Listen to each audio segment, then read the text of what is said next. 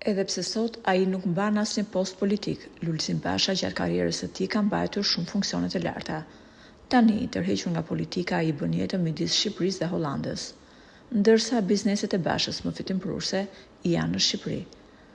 Së fundmi, SPAK ka trokitur edhe në derën e Bashës dhe i ka kërkuar për të dhënë sqarime. Edhe pse ish lideri demokrat nuk ka planuar të tregonte se për çfarë u pyet, ajo që është zbuluar së fundmi duket se ka tronditur jo vetëm atë, por edhe sistemin e drejtësisë për fshehjen dhe zhdukjen e provave. Por për çfarë bëhet fjalë? Askush nuk ka planuar ta hetojë çështjen e 21 janarit dhe së fundmi, gjykata e lartë ka detyruar SPAK-un që ta hetojë këtë çështje. Ajo që është zbuluar nga SPAK është tronditse.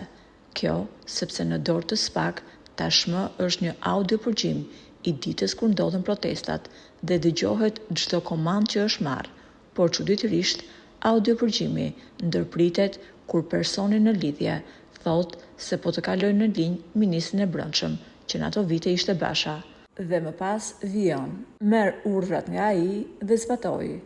Thuhet se ato që kanë hetuar këtë çështje e kanë fshirë pjesën kur Basha flet në radio, por së fundmi SPAK e ka gjetur edhe komunikimin e Bashës. Ky material i dal së fundmi në dritë dhe komanda që ka dhënë Basha mund ta çojë atë drejt burgut.